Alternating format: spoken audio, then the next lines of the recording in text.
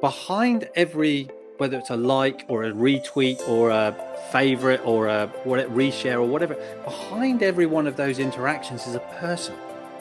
And these connections are people. Behind every connection is a person. And I want to get to know them. I don't want to just collect the dots. I want to connect the dots. So welcome to Power to Speak, the podcast. And my guest today is Al Fawcett. So Al, welcome. Thank you very much for having me. And Al, you are the founder and director of Infinite Pi. Now, Yes. There's a list of titles that go alongside that, including storyteller, coach, you have a podcast. But I'd like you to explain a little bit about what you do and what is meant by storyteller in what you do. Interesting one to pick out there, and I can see why. So Infinite Pi came about a number of years ago. So I worked for organizations as an employee for a number of years. I had a career path, if you like, set out for me for a period of time. I was always seen as this guy that had a little bit of potential about him, and I went up through the ranks in various ways. And then I got to a point in my career where it was like, okay, what's next? Where do I go from here? And I started my own business, and that was more than 20 odd years ago. So after working for other organizations for about 15 years, I've now been working for myself for about another 20 on top of that. And it's given me some great experiences. The first business was just named very, very simplistically. I was asked the question of, what do you want to call it? I went, Fawcett's and Associates. But over time, I started to understand the impact of wanting to actually make a difference and help people. And that's where Infinite Pi was born, and we morphed into Infinite Pi on the basis of a number of principles. So Infinite Pi is based on the principle of abundance. So there's a win-win scenario all the time. So a lot of people have this perception that if life is like a pie, if you take a big slice of it, there's less left for me. Whereas I actually think there's plenty for all of us, especially if we actually help and support each other through that. It also stands for things like, we can morph it into lots of different things. So I'm a performance improvement coach. I help people to improve their performance. And again, I've got ways and means of doing that. So I'm focused on, how do you get better? How do you constantly look for what's next, and how do I develop and grow? So I'm also believe that there's not a one size fits all to these things. So how I will work with one person will be slightly different to how I work for another. So I could look at it and say there's infinite performance improvement experiences. So the Pi is performance improvement experiences. So there's lots of different variations and versions of this, which again links into the storytelling bit. It's stories, right? So the story I was telling it when I first started Infinite Pi has morphed and developed and shifted and changed as I've gained more experience and done more things and gone to more places and learnt from others. So that's how I see a lot of what I do. I get people to tell me their story, and then we define whether or not that story is serving them, not serving them, and what they need to do to get to where they want to go. Right. Well, I mean, there's so much in there, but the performance coach, see, when I very first started my business, I called myself a performance coach because that's what I did. I helped people with performing. Yep. But then every time I Googled it, it was coming up as something completely different. And obviously that now is, as you've explained, is exactly what you do.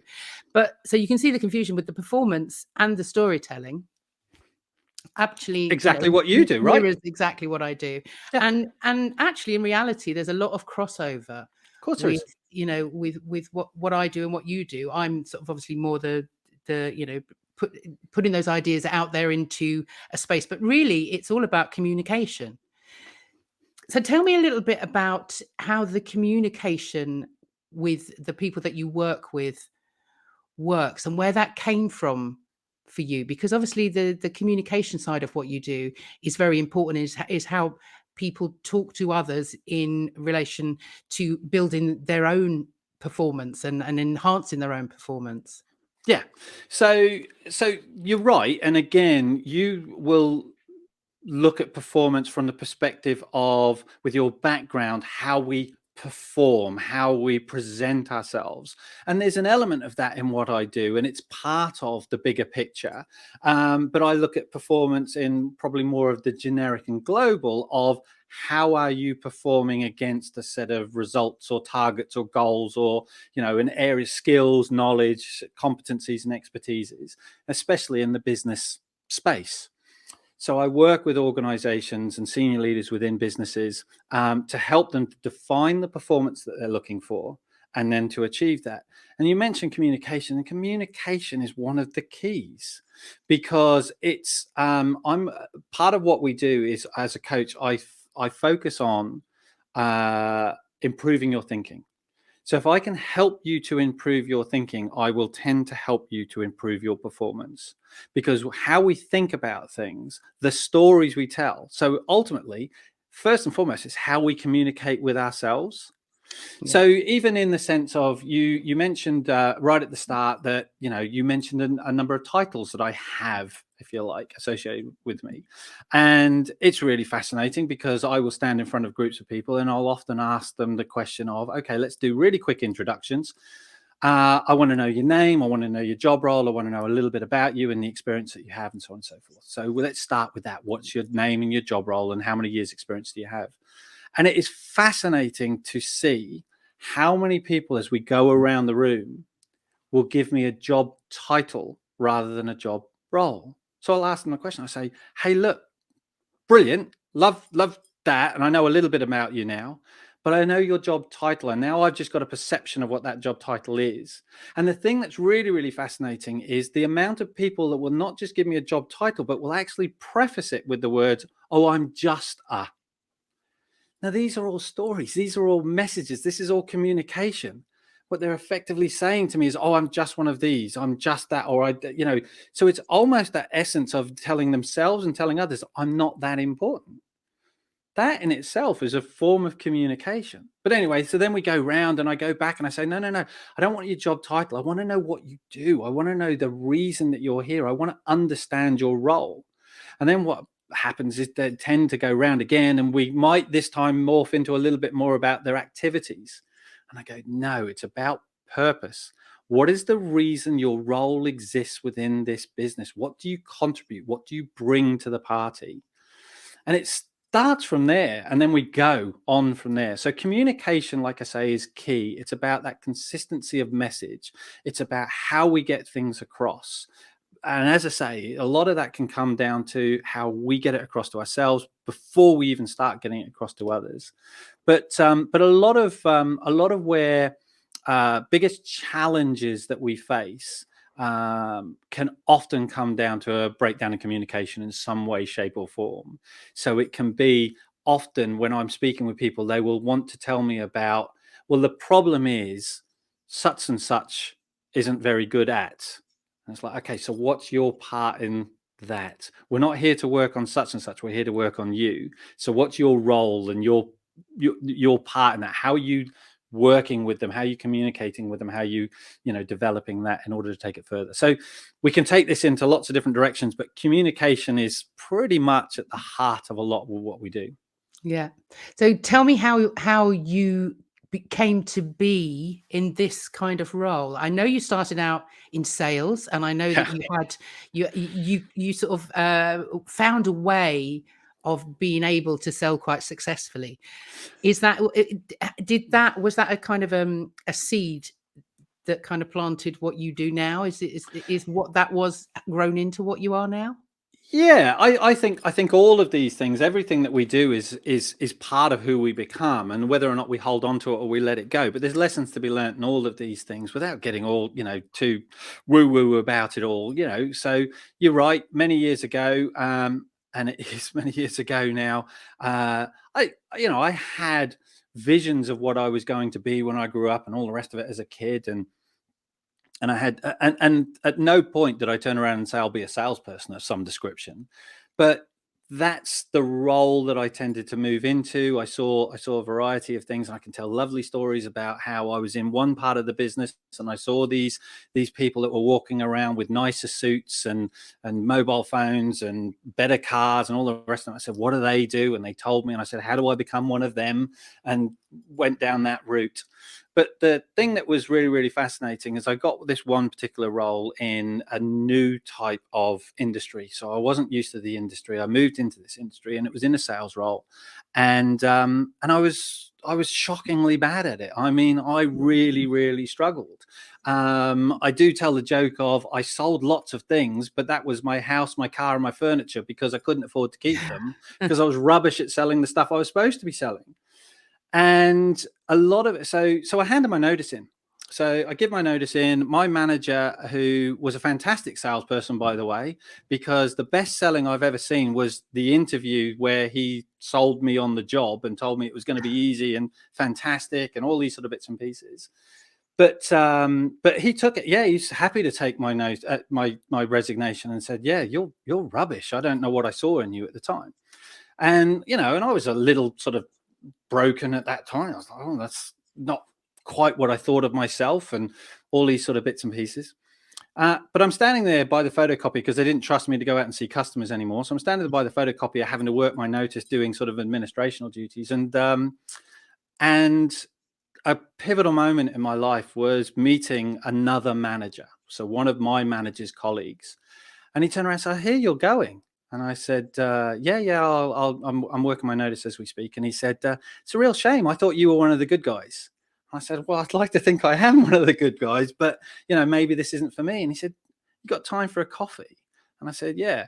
And we sat down, and he chatted away about, so tell me, what where did it go wrong? What were you expecting to achieve? What did good look like when you took this job? What was it that you were expecting, your goals, and you were after? And I told him, I said, I was going to be this and I was going to do that and I was going to achieve all these various bits and pieces.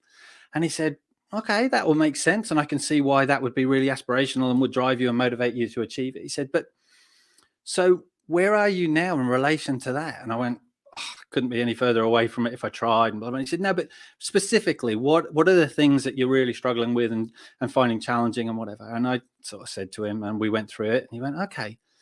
And then he said, so if we can find a way to help you to achieve those, that get back on track and achieve the things that you were looking to achieve, would it be worth it, the effort? And I went, well, seems a long way off at the moment, but yeah, and he said, look, tell me about your sales process. And I went, okay. And I just literally walked into it really, really quickly. I just said, hey, look, I look at our product offering. I go out to try and, I look at the list of customers. I see where they've got a gap in our product offering, what we've got in relation to a gap that they might have. And I go out and I try and show them why this would be worthwhile. And he said, why are you focusing on that? And I went, because that helps me to hit my targets. And he said, right, so it's about you then. And I went, yeah. And he said, okay, I'm going to give you, and this is the best definition of selling I've ever heard before or since. And he said, selling is simple. It's not easy, but it is simple. Find out what your customer wants and give it to them. Forget what you want for a while, find out what they want and give it to them. Give enough customers what they want, you'll get what you want. I went, ah. Now, that sounds great in principle. And I sat back and I went, okay, I walked away, reflected on it, and I went, okay, what does that mean and how do I do that? The interesting thing was that after that conversation, he turned around and said, how about you join my team? And I gave him, or this is how it felt to me, I gave him 6 months to validate that I would be a good guy. I was giving him 6 months. That's the way that the impression he gave me. So if you think about it, he's just done everything that he said. He's given me what I want, and he's going to get what he wants if this all works. So he modeled his behaviors.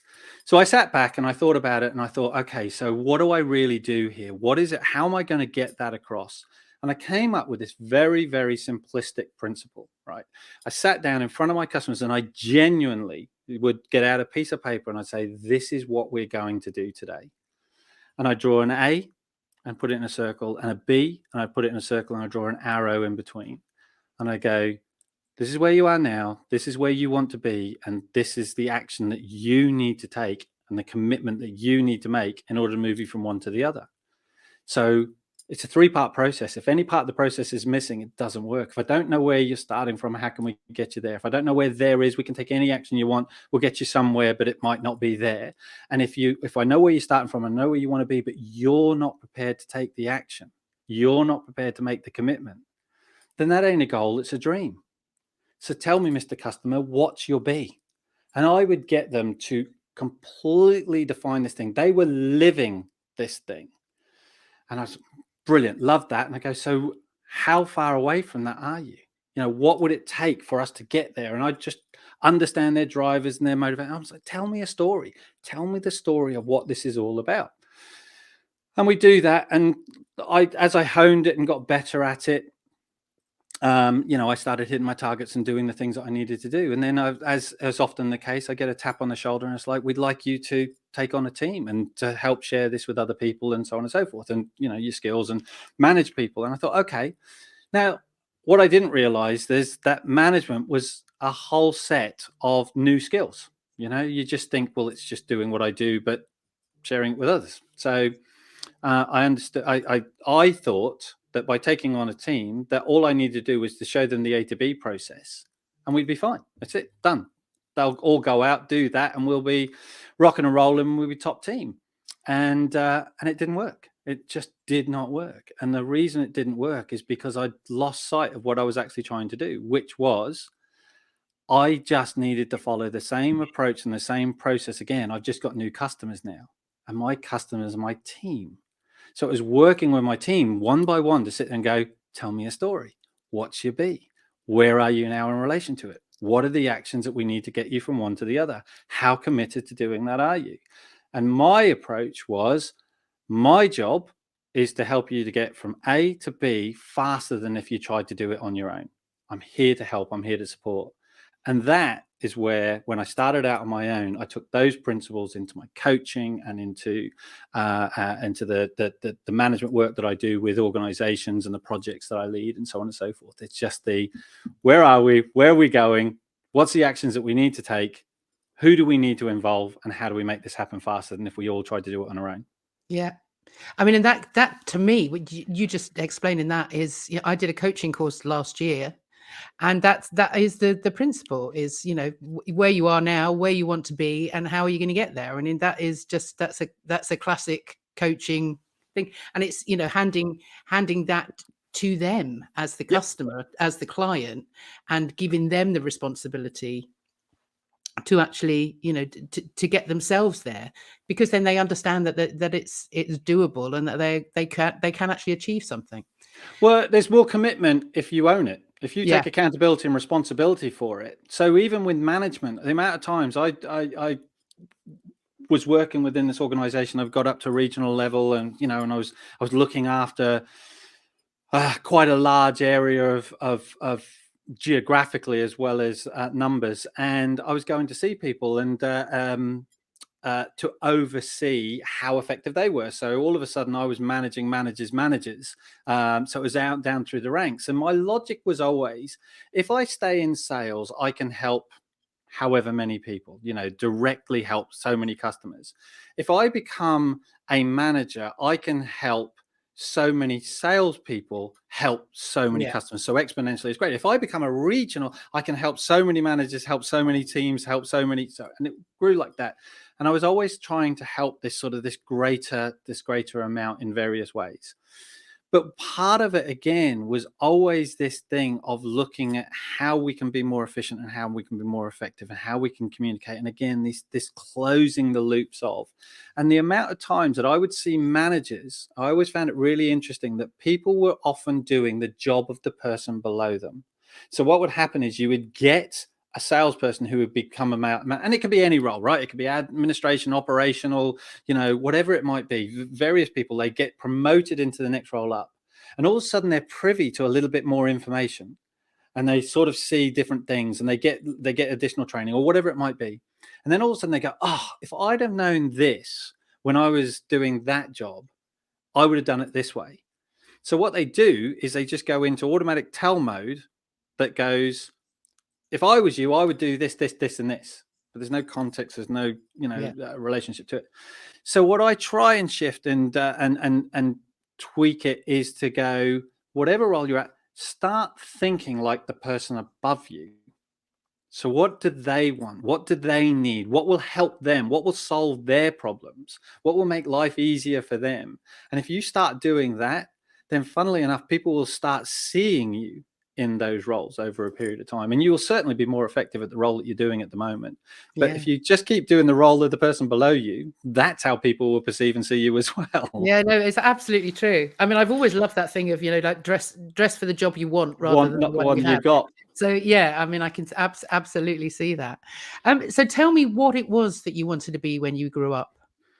Interestingly, so I grew up in Australia, and I was probably the typical Aussie lad where I always had a ball in my hand, and out playing sport and swimming and cricket and football, and we towards the end of my time there, we had horses and various other bits and pieces, and I was very, very sporty, but I was actually quite good at. I was always fascinated. I loved reading as well. Loved music. Love all these sort of various bits and pieces. So I had this sort of creative approach. And initially, I always wanted to be a professional sports person. Unfortunately, in my mid-teens, a couple of knee operations later, it was starting to sort of disappear on me. But at one point, I thought I was going to be maybe something like a journalist or something like a sports journalist or whatever, because I loved writing, I loved telling stories, I loved understanding. But I've always, always, always had a passion for. I'm just naturally curious. I like knowing how things work, what makes people tick, and it tends to be in people. I'm not an engineer where I try and pull things apart and go, oh, okay, how does that wire go into there? I tend to do that type of thing from a people perspective. I like to know how people work. So I'm fascinated by watching documentaries or reading biographies and whatever in relation to how people succeed or how they overcome things or where they face challenges or all these sort of bits and pieces. So I suppose so to answer your question, it was always going to be something creative. It was always going to be something either active like sports or writing, journalism, books, whatever it might be. And then, of course, like I say, it was that fascinating thing of that first day in the careers office, sitting down, doing all the relevant testing, and they went, "Yep, we can see you're creative. We can see you this. We can see you that, and blah blah blah blah. How about a government scheme in this organisation?" And it was a retail organisation, and I went, okay, I'll start there for now, and then just went on from there. It's And then you funny, look back yeah. at the years. I've had this conversation, I think, with practically every podcast guest. It's amazing how often that happens. Is that you have all these kind of things that are you and make you, or that's curiosity, creativity, all of those things. One conversation, and you end up going somewhere completely different. But it's. I truly believe that we kind of come back. Doesn't matter Yeah, what direction we go off in, we end up coming back to what we love. And I can see that with you, with absolutely what you do with the storytelling and the way that you want to know people's stories, because it's exactly what I love to do as well. Which is why I became an actor, because I mean that's just what you get to do, is just to dig into people's lives yeah. and find out what makes them tick, motivation, all of those things. So I think absolutely you've come back to that. I mean, I do want to come back to the Australian beginning, but Okay. let's just veer off slightly, just on that kind of creative side of things. It's because you've been a podcast host for quite a few years, on and off, haven't you? I So, have, yeah. so how did that start? Was that the sort of performer, writer, creative side of you that curious, or what Uh, was it that made you start a podcast? yes. So yes and no. So the idea of sitting behind a microphone and recording my own voice was completely just outside of my realms of possibility way back when. I was always fascinated. I've always listened to audiobooks and podcasts for years and years and years. but it was so I loved the medium. I loved the idea of it. I would stand in front, based on what I do, I would be standing in front of groups. I was always comfortable standing in front of groups, and well, I say always comfortable as people can be. Once I got warmed up and into it, and maybe I'll have to pick your brains through the next half an hour or so on little tips and techniques on how to do this more effectively, because I'm sure people are sitting there as we speak going, he stands in front of groups. But again, it's that thing of, so I was, the first time I started the idea of podcasting was based on the fact that, like you say, I was running projects. I had been lucky enough to work all around the world, running projects for large organizations and working with their senior leadership in helping to develop their people, at all sort of various levels. And I remember I was working for, in the banking industry, I was working for one of the larger banks, and I was running this project on some, the people side of change through this sort of transitional period that they were going through. And I had a large team, and two of my team were sat in the corner, and one of them was doing some stuff with LinkedIn. And I went over and I said, "What's going on?" And he said, I've just got another LinkedIn connection." And this is a number of years ago now. And he said, "I just got another LinkedIn connection." I said, "Fantastic." I said, "What? So why so excited?" And he said, "Is it somebody special? Is it somebody that you were really hoping to connect with?" And he went, "No. It's just that I've set myself a goal to get to a certain number by the end of the year, and this is one closer." And I went, "Oh, right. Okay. So tell me a little bit more about that." I'm just fascinated by what made these people tick, and why they were so excited. And he said, "Well, I'm a goal-driven person. I want to hit this number, and then, And I said, "And then what?" And he said, "Well, then I'll set a new number and I'll go for that." And I was like, so there was a number of things that were whizzing through my head about when is enough enough, and are we constantly on this path to just more, more, more? But more importantly, it was the thing of, behind every, whether it's a like or a retweet or a favorite or a reshare or whatever, behind every one of those interactions is a person, and these connections are people. Behind every connection is a person, and I want to get to know them. I don't want to just collect the dots, I want to connect the dots. Yeah. So again, it's this situation of, creating connections that count. So I had this thing in my head. So I'd already was playing with. So we have a very simple principle at Infinite Pi, which is do stuff that matters with people who count in places that inspire. And that is about understanding the priorities, cutting away distractions, focusing on what's important. We can't try and do everything because it creates overwhelm. So what is important right now? And where do we need to go next? The people who count. So what are the resources, the people, the partners, the sponsors, the clients, that whatever it might be, who's involved in this and why are they important? How do we develop the appropriate relations? And I've created some tools and resources around that.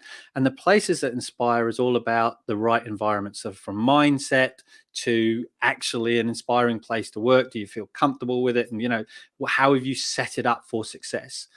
So this creating connections that count bit all of a sudden became a thing for me. And I was like, okay, so what does that mean? What does that mean? What does that mean? And probably about 10 years ago, I started the Infinite Pi Connection podcast. It's gone now. I haven't done anything with that for years and years, but it was amazing. And I started off by the very first episode was just talking to somebody that I knew. I just asked a friend, just jump on a call with me and let's do this thing. And it was all about what they connected with. Tell me stories about, what do you connect with? The people, the places, the things. What inspires you? What memories do you have? How does, what emotional connection do you have with these various bits and pieces? And we would share these stories. And then right at the end, I asked two key questions. And one was, who would you love to connect to and why? And I was as interested in the why as I was the who. And then I would turn around and say, so who would you recommend and suggest that I connect to and why? And as a result of that, I went off in these amazing directions. So I started off with people I knew, and the next thing you know, I'm flying over to New York to work with and meet people that I'd done podcast interviews with, and I was doing some work in various places, and it was really incredible. And it was just this whole, this is what connection's all about, and relationships and communication, whatever. And obviously honed my craft over a while, still learning, always learning various bits and pieces with regards to the whole podcasting thing. And then probably about 2 years ago now, I started a new podcast. So I let that go after a period of time. I was really busy and life had moved on a little bit. Always had the intention I was going to come back to it. And then about 2 years ago, I started Infinite Pi Thinking, which is more probably aligned with the business now. The first one was very, very much a hobby. This one's a little bit more aligned to the business, but it's just speaking to people about thought-provoking stories, sharing their stories, their insights, their perspectives, the lessons they've learned. And it probably has demonstrated to me, and you'll know this one perfectly, the amount of, well, in a way, all of us are always going through what would be classed as the classic hero's journey in some way, shape, or form. When I'm speaking with these people, there is I went on this adventure Mm. called life. There was challenges, there was obstacles, there was villains, there was things that got in my way.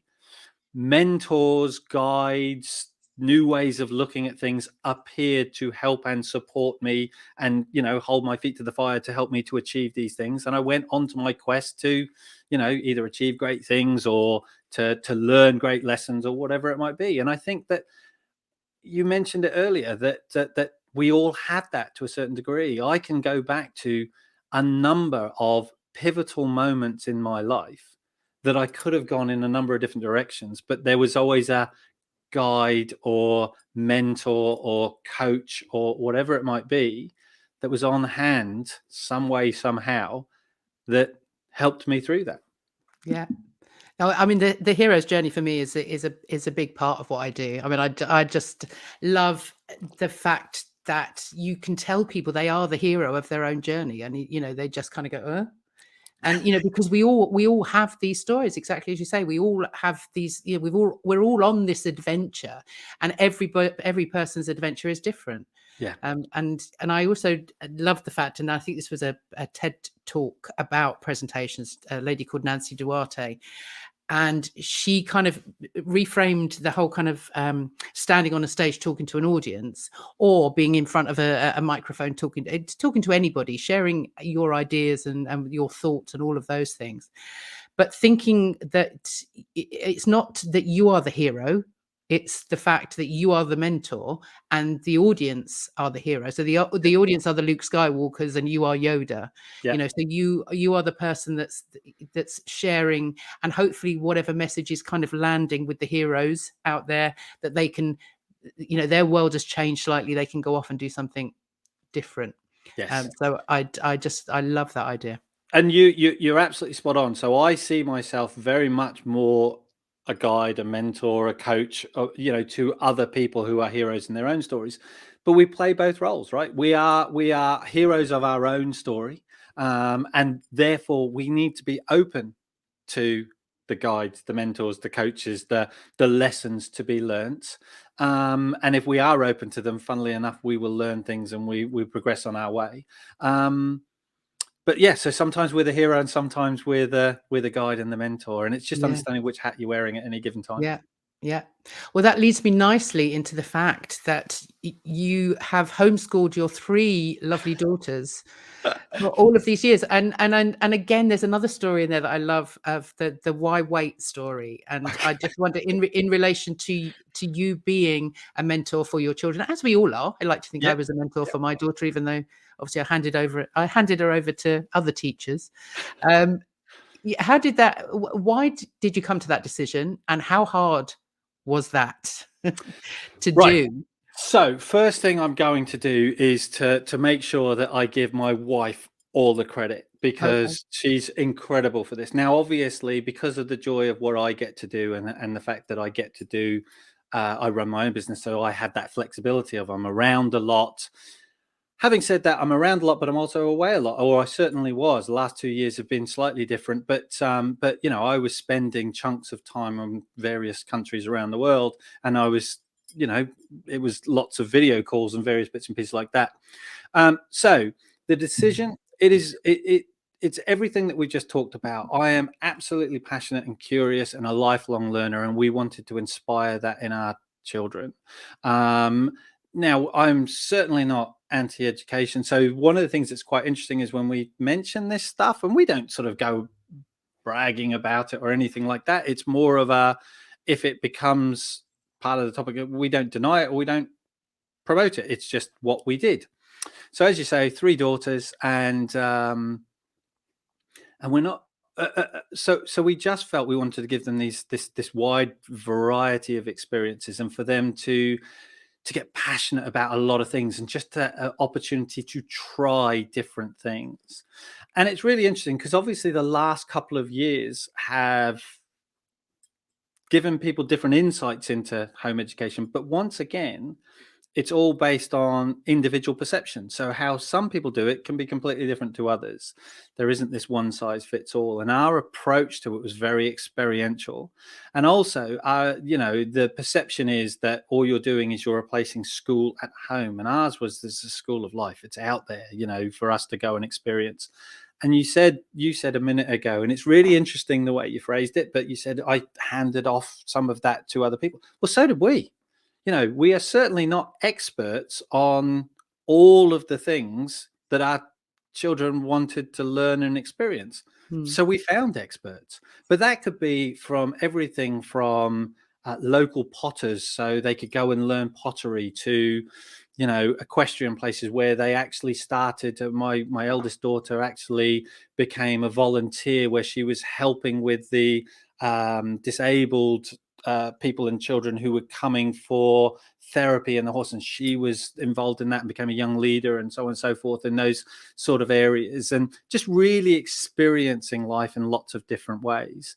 And I'm really proud to say that my eldest daughter, for example, has, having gone through 15 years of home education, then went to college for 2 years. We literally recently this week went to an award ceremony where she was presented as the winner of Student of the Year for her particular subject, and has been accepted into Exeter University, where she'll be starting in months to come to study sports science. So once again, like I said, it's this whole blended learning, sort of finding experiences. It's not just this, like, we're in this area of society and we see things differently. So again, as I say, it aligns to my whole principle of life of, it's out there for us to go and find and test and try and fail and succeed and do more, and what we like and what we don't like, and all those sort of bits and pieces. So we've always given them, if you like, permission to be who they are, find what's important to them, and go for it in various ways. And that really sounds quite glib. It's been challenging. It's been tough. There's been obstacles in various ways, but you can find your way around them if you find the guides, the coaches, and the Yeah, yeah, mentors, and you yeah, look for the lessons. yeah. And as for the why wait thing, you mentioned the why wait thing. So again, there's a story to be told with that. And the first was my lesson in it, and then how I shared it with them. So the first part of it is that, again, one of the pivotal moments in my life, and a guide and a mentor appeared at the right time. And that was that, without sort of giving you too much of a backstory, working with an organization, I was traveling around the country. I literally lived out of my car. So I had a home base that I would go back to on a Friday night, spend Saturday getting myself ready, washing, ironing clothes, and all the various bits and pieces, in order to get back in a car on Sunday to travel around the country Sunday night through Friday night. And I was just doing my job, visiting, and I put thousands upon thousands of pounds, thousands of miles on the car, and driving around doing this work. And I loved it. Don't get me wrong, I loved it. But there was a situation where I ended up walking out to my car one day, where everything that I owned was in the car. And I walked out, my car had been broken into, and it was all gone. And I mean, all gone. I literally walked into the hotel with a newspaper, as opposed to bags of stuff.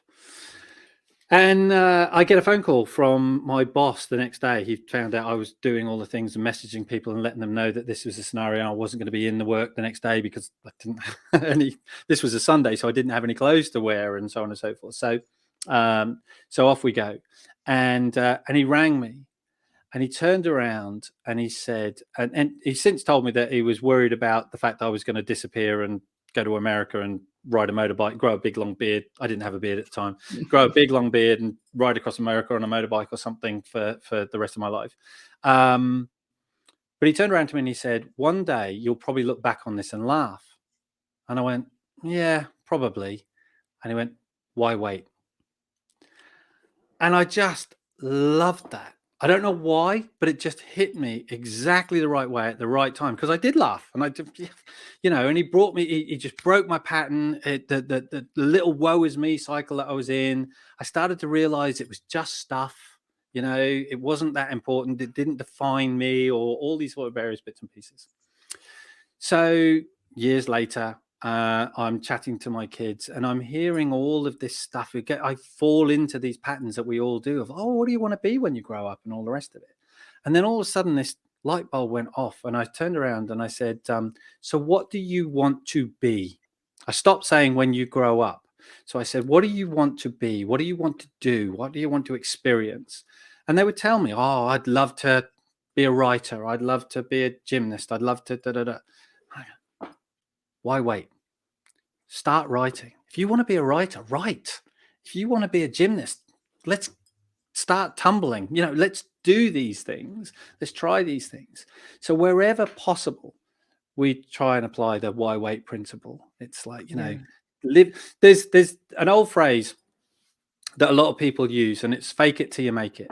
And I'm not a big fan. Okay, I'm not a big fan of it. I understand the principle of it, I'm not a big fan. And the reason I'm not a fan is because the first word and the message that it sends, the first word is fake. So you're already telling yourself, I'm faking this. My version of it is live as if. So if I want to be this, I'm going to live as if I am that. So what would that person do? How would they act? How would they behave?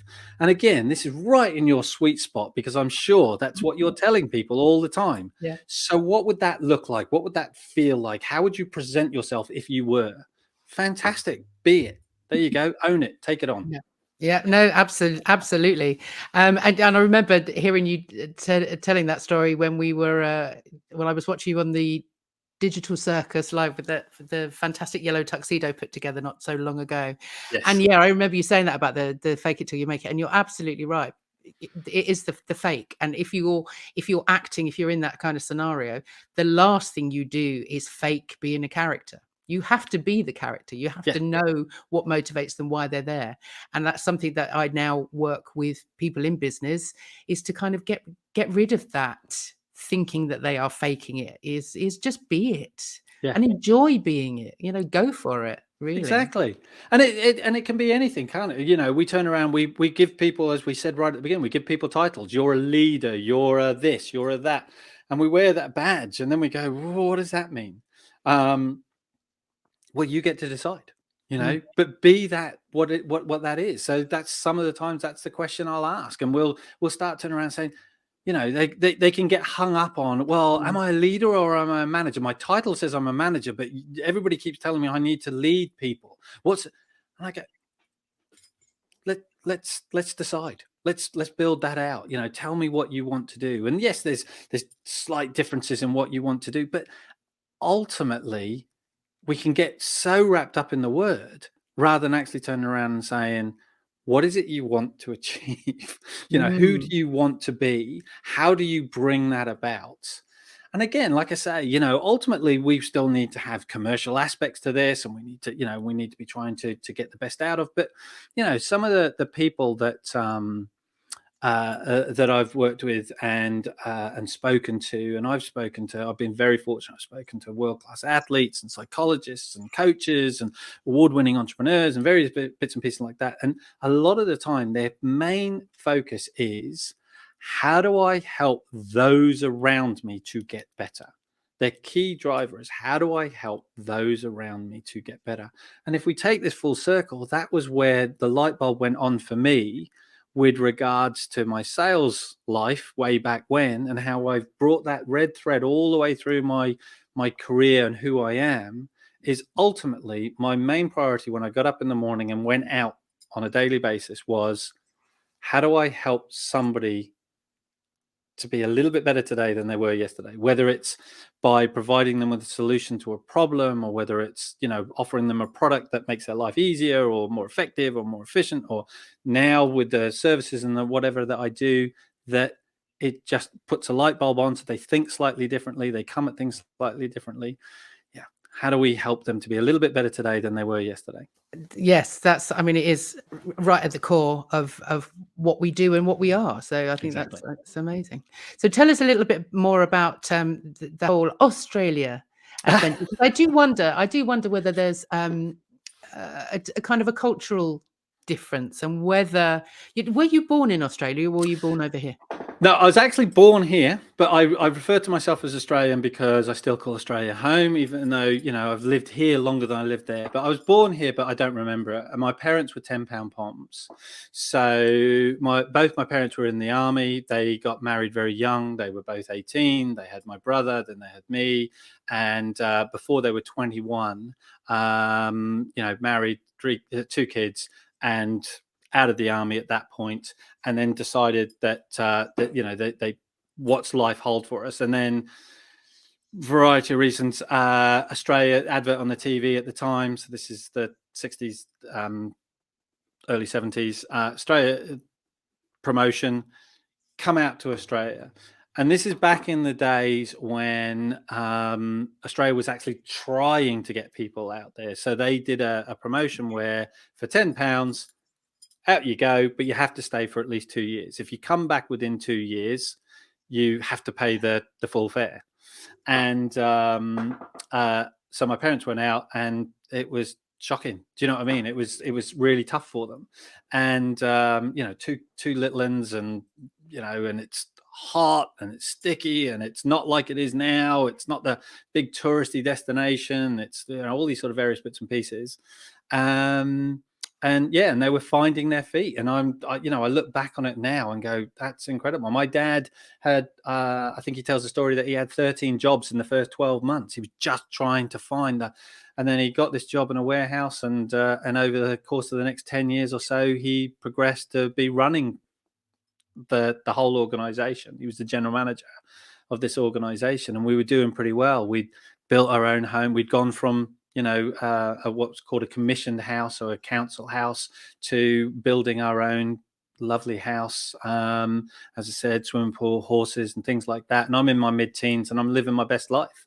And then for family reasons, there was a death in the family, and there was that thing of, whenever we came back to England, it was just a holiday destination to me. I'd come for 4 or 5 weeks at a time. We'd come over, spend my summer holidays over here, which obviously wasn't always nice for me because it was winter over here, or whatever it might be.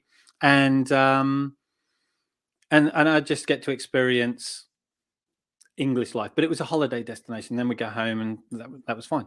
And then, like I said, in my mid-teens, my parents decided that they thought it would be a good idea for us to come back because of family and so on and so forth. And we did, and it's a bit of a culture shock. So yeah, going back to, especially in the 70s, Australia was a very different place. Fantastic, don't get me wrong, loved every minute of it. But very different place to how it is now. And I've been back, obviously I go back as often as I can, visit family, because my parents are back out there now, interestingly. So I go back there. So pretty much my dad's side of the family all went out to Australia. And so his brothers and sisters and his parents all went out there. So that side of the family's all out there, and my mum's side of the family's over here. But yeah, I mean, I think it was, I think of certain traits and values and principles that I hold dear, or I see in myself, and I go, that's the Queenslander in me, or whatever it might be. So and it's some of that is a good thing, and some not so much. So Yeah. But I Yeah. still, if I turn my camera around slightly here, I think we can see that up on the Oh, yeah. wall. Be rude not to, wouldn't it? So I still come into my office and make sure that part of me is still there. So As you say, I mean, obviously, you have been over here longer than you were over there. So yeah, it must have been the fact that you're still kind of see yourself very much as an Australian. It's it's formative years, I think. And yes, again, not to the point of like holding on to it and going, "No, I'm an Aussie," and we look at life like this. But I think your formative years have a big part of you. So hence the reason why outdoor lifestyle, love that sort of sense of adventure, love that sort of yeah, Australians definitely have, in my mind, definitely had a little bit of a laid back attitude, but they focus on what's important. So again, there's things like the difference between living to work and working to live, and so on and so forth. So, yeah, but loads of things evolve. So good and bad for everywhere, yeah. right? So there's neither good nor bad, but thinking make it so, as the old saying goes. Yes. No, my husband was well, his family were 10-pound poms. So they went out there in the early 60s. But, and again, like you're saying about the two families splitting, his mum was a twin. So the twins went out with their respective families. Right, One twin enjoyed it, the other twin didn't. And obviously, my husband's family were the ones that came back within 2 years. I think they did come back. right. So yeah, I think it took them 2 years to to get the money together to come back. But as Yes. you say, it was very different back then. And I know my husband's father had a real problem trying to find work, trying to find somewhere to live that was close to work. It was not what they were expecting at all. Yeah, yeah, yeah. Well, I grew up in an area that, wasn't the pick of the town, shall we say. And Yeah, but all of that stuff again, like I say, it's the, it's the, do you let it beat you, define you, whatever, or do you sort of stand up straight, push your yeah, chest out, stick your chin out, and go, right, I'm going to take this head on. And I look at my dad, and I'm really proud of the fact that I look back now and go, the bravery, the commitment, the his ability to just be resilient and relentless to go, we're going to make this work, yeah. and the success that he had as a result of that. And if I could just take a little bit of that and apply it into my life, I'll be a very, very happy man. So Excellent. Yeah, absolutely. So talking of family and stories, tell us a little bit about the gift of story, because that's something relatively new, isn't it? yeah, you're very good at this linking thing, aren't Oh, you? I So, know. Well so, rehearsed. so gift of story. So, yeah, you're absolutely right. So, we talked earlier about the podcasting, and one of the things that I love doing is I love talking with people, right? So, I get on to my podcast, as like yours, is very conversational. There's lots of lessons and things to be had from it, but it's based on a conversational style. And what was happening was, as a result of that, there was people that were reaching out to me that were starting to go, I'd love to have that type of conversation. I'd love to sort of, it makes me think about, when I listen to your conversations, it makes me think about my life or my dad's life or my auntie's life or whatever. And I'd love to have that sort of thing, but I'd never want to come on a podcast. So we started playing with it, and my wife and I, and we came up with this concept that stories are a gift, and the stories that we tell are a gift, either for ourselves or for others. So we thought, well, let's make them a gift. So what we've created is this product, service, whatever you want to call it, is it's almost like the ability to do your own personal podcast, but it's, in essence, it's capturing your memories. And that can either be memories of the past before they fade for future generations, or it can be future memories that you are your experience now to share with others in the future. And I'll give you an example of the two. So, for example, I have been lucky enough and fortunate enough, because it sounds cheesy, but it is an honor to be able to speak with people, to get them, to help them to share their stories and capture these for them. So what happens is we jump on a call like this for an hour or so, and we tell stories. I get them to tell stories. I ask them the questions and explore these stories of in relation to which it was. So I have been lucky enough to speak with grandparents. So people have bought these gifts for them to say, we want you to get on a call with Al and spend this time sharing your stories so we can give it to our kids in the future, so they get to know what granddad was like when he was a kid, or how granddad saw us when we were kids, or whatever it might be. So these various sort of variations, and it's incredible. Again, like I said, I remember the very first one I did.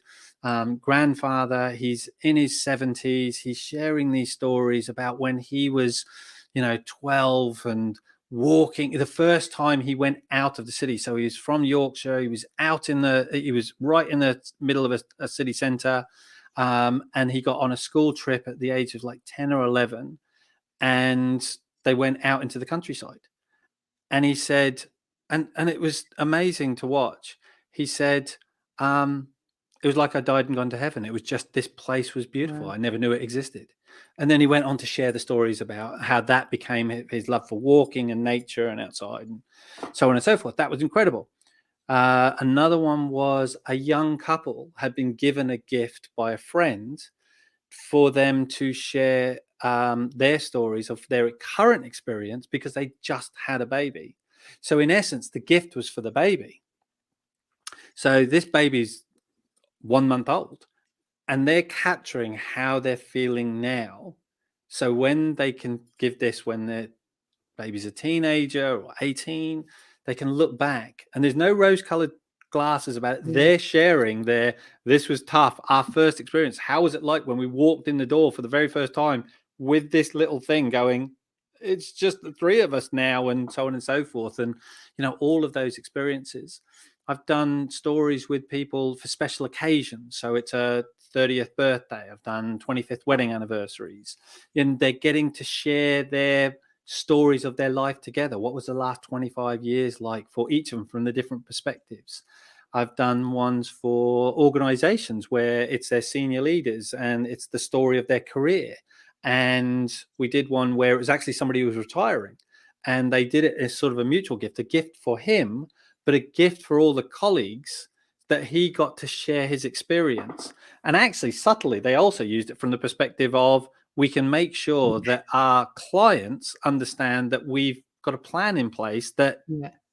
we're not losing all that amazing knowledge. Look, he's set the Yeah. team up effectively.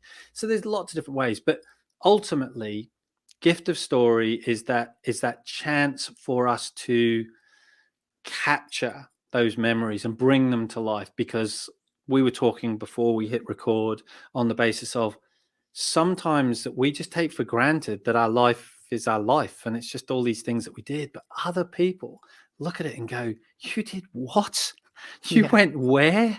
And it's fascinating. They get to know you, the real you. They get to see different sides of you that they don't Yeah. always see in the short little snippets of information that we seem to be giving each other a lot of the time now, Yeah. living through social media or whatever it might be. Yeah, I think it's an incredible idea. I just love it. I think it's brilliant. I mean, I have uncles. I have one uncle in particular that wrote his memoir, which and my dad's writing book, but that's almost. Is it difficult well, it obviously is difficult to write that stuff, but it's so much easier to be asked questions, because Yes. somebody asking you a question is gonna get deeper than you thinking, "Well, I must write this down." So I think it's a way of really kind of drawing stuff out of people. Yeah, and what's interesting is that, because I've seen the same thing where people have gone. Sometimes people actually send me the information. They'll send me, "Oh, I've written this," and I go, "Brilliant, love that, love that." But it can become almost transactional. It can become almost like, "Well, I didn't want to go into too much detail." Whereas I'm going, Yeah, "Tell me more about that." That's a throw. You just said that as a throwaway line. Hang on, whoa, whoa, yeah, whoa. What do you mean you hitchhiked when you were 14, hundreds of miles just because, and you came home that night and mum said, "So what did you do today?" And, "Oh, well, I went to this place." Yeah. How did that happen? Tell me yeah, more. And then you start to see them light up. And that's the joy of it. We've go on an emotion roller coaster sometimes. You mentioned, he's gonna love this, but you mentioned Yellow Tuxedo earlier, and how we met was through the Digital Circus, and Alan Braithwaite and Emily, incredible characters, great friends. And I got them to help me with some little promotional versions. So I've asked them, look, I don't want to do a full version of Gift of Story, but have you got a story that you'd love to share that I can put into sort of an idea concept? And Alan started telling me this story, and it was, on the face of it, it's a very simple story of when he went on an ultra marathon run, in the desert somewhere, and it was 100 miles over however long or whatever it might be. He was genuinely in tears by the end of it, as it brought back the memories of the experience. And he said, I don't do this. I don't, what's this all about? Because he was looking at this picture Yeah. of him crossing the finish line, and it just brought it all back. And that's why I say it's an honor and a privilege to do this. Yeah. So No, well, I feel that's how I feel with the podcast as well. I get to talk to people that, yeah, again, it's a similar thing. I mean, I have podcasted with my dad, who brilliant. obviously does work in the film industry, so slightly more interested, maybe. I don't know. But for me, a lot of that was just about getting him to tell the stories, so that it's there. It's actually, I can show that to my daughter and his other grandchildren, and it's there for prosperity. So It is, and that's the issue. It's the it's the why wait. yeah, The amount of times that we go, oh, I'll get round to doing that, or I could do that myself. I could get on I could use my phone and just record myself, or whatever it might. Of course you can, and if you do, fantastic. But do you know what? The actual gift of being able to sit back and let somebody help guide you through this and yeah, draw things out, and I get excited for them, and it's, and I think that they feel that energy, and they pick up and go. So, again, like I say, I've seen far too many people in my life lose those memories. And my wife does things like, she's doing family tree and ancestry stuff and whatever. And this is a verbal version of yeah, ancestry, because we get to hear the people tell the stories of when they were there. The past is gone. We can't do that for all of previous generations, but we can certainly start to capture it for yeah. future ones. Absolutely. I mean, it's something I wish I'd done with my grandmother and my mother-in-law and all of those. So Exactly. yeah. Well, Exactly. how can people get in contact with you if they want to gift a story, or work with you in any way? I will put up your There you go. contact. So that's infinitepi.co.uk is the website for very much more the coaching and the development side of things and the performance improvement.